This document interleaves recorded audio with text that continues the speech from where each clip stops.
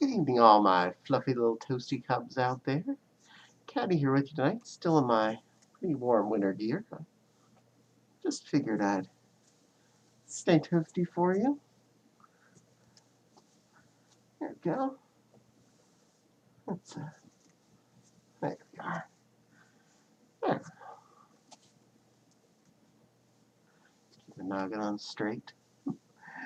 Um, well, tonight is a video game thoughts video, and I just felt like still being toasty. I did the display on my winter gear here earlier, so that's why I'm all fluffy. But tonight we'll be talking about something from the Super Nintendo. Something that was actually very early on the Super Nintendo.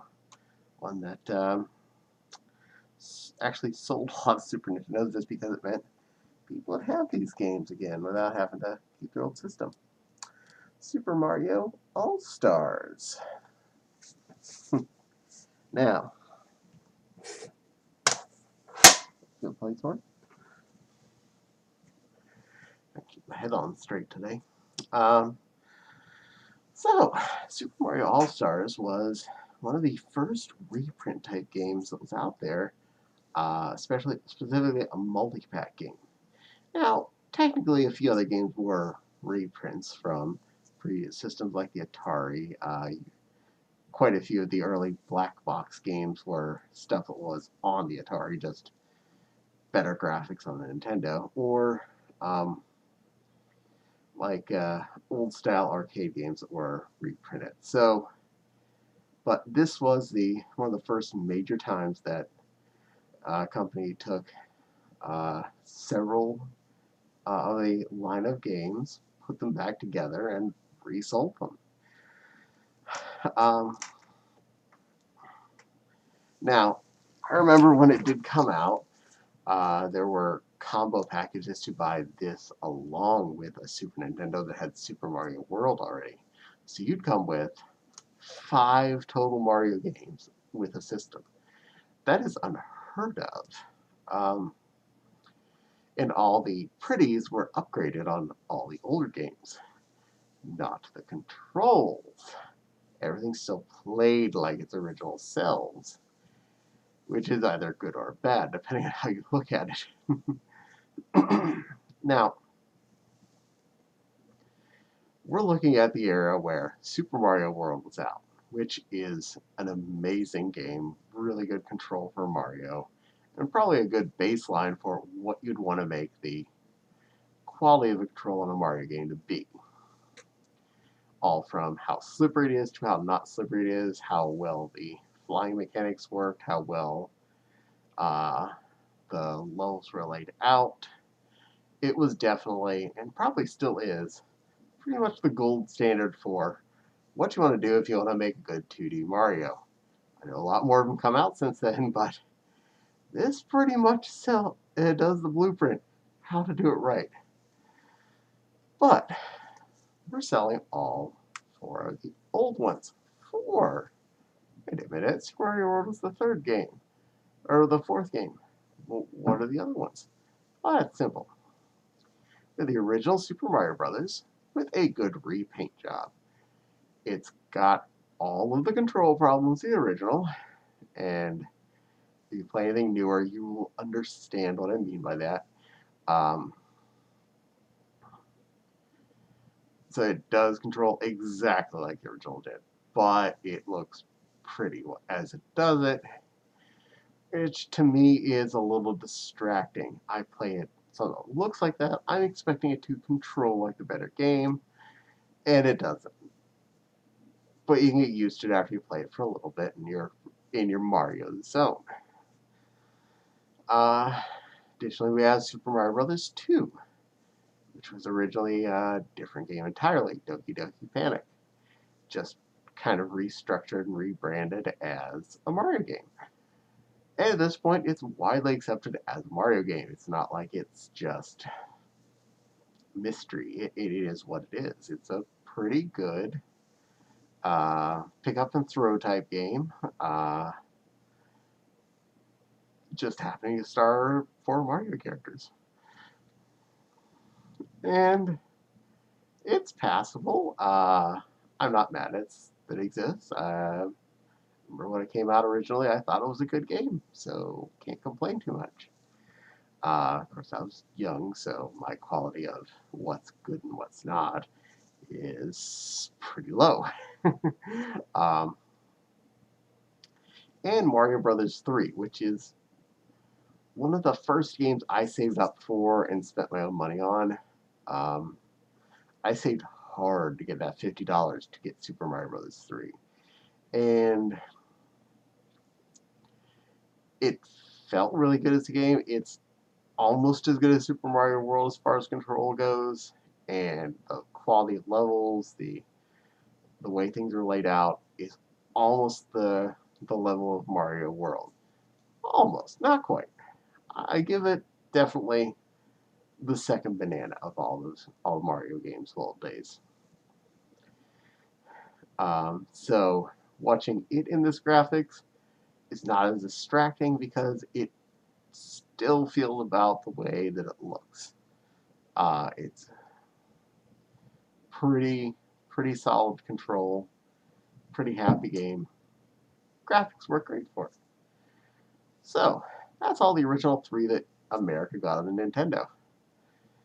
And then they threw in the Lost Levels, the game that never came out in the US, the actual Super Mario Bros. 2. So, in Japan, they are apparently masochists. Because this particular game was effectively the original Mario game would get harder and harder. You go 1, 2, 3, 4, 5, 6, 7, 8 level wise. Think about that and just say you're already at level 9 when you're starting this game, and it gets worse and worse and worse. Yeah, they had a few extra elements like wind or whatever. Things like the poison mushroom, which hurts you instead of gives you a 1-up or make you bigger.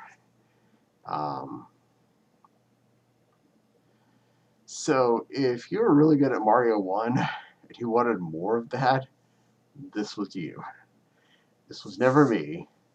This is all whoever wanted to play that. Again, graphics are Mario World level. Control is Mario 1 style because it was made on the same engine, more or less. Minor tweaks here and there with some upgraded environment things, but honestly, it's the Mario 1 environment you're really in. So that's a lot of control hassle. Inconvenience of you get hit, even if you're fiery, you get down to Tiny Mario, opposed to getting down to Big Mario from getting hit. So, yeah, I never liked that. I liked whenever you would get hit and go down one stage, not down all the way. So, it was good to have all this in one package. And be able to have that next to your Super Nintendo so you didn't have to switch back to your NES to play original Mario games. And it did introduce it to a new generation who was just getting into games right as the Super Nintendo came out. So they would all get to experience Mario's 1 through 3 plus question mark. um, as well as when they got their brand new Mario game with the system. So there is that to it. It really did help in that nature.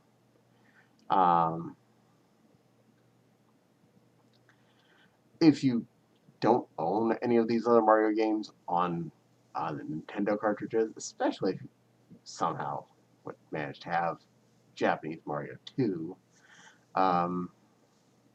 if you don't have any of that, this is definitely a good find. You can probably get it pretty cheap. My copy does have a little scratchable label, and I'm okay with that, because I care about, can I play the game, not do I have the ultimate collector's collection-y collecting piece. So, it works, I'm happy. That, and I have the mini NES, mini SNES, so I kind of got all the games ready to go on there that I can just click that thing on. I don't even have to pull out the Retron to play with this bad boy. um, so yes, if you like old school Mario games, even if you've never played any of the original, you just played some of the new Super Mario Brothers games, this would be a good one for you because you can play all the OG ones. 3 was definitely a major important part of my childhood, so I gotta recommend that. 2 has its own level of weird fun, so there's that.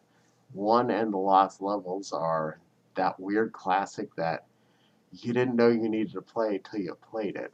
So there's that. Um, and again, 1 cartridge. It was a convenient thing to have. 4 games, 1 cartridge, about the same price normally as any other game. So at say $50 new, if you had bought it as cartridge, yeah, you're paying about $12.50 a game. So in today's standards of getting a MU'd game for like $5, yeah, it was a little higher price, but it was one of the first times they did this. And it still came in an actual cartridge. You didn't have to have a downloaded version. You had a physical variant of all 4 games. And hey, it was fun. You generally, most people got it with a combo package with a new Super Nintendo, so that covered most of the sales. um, yeah, so there you go. Super Mario All-Stars. Um, Good first combo pack game, and one that, if you don't have it, you have an option to play it, play it. You'll probably have a good time.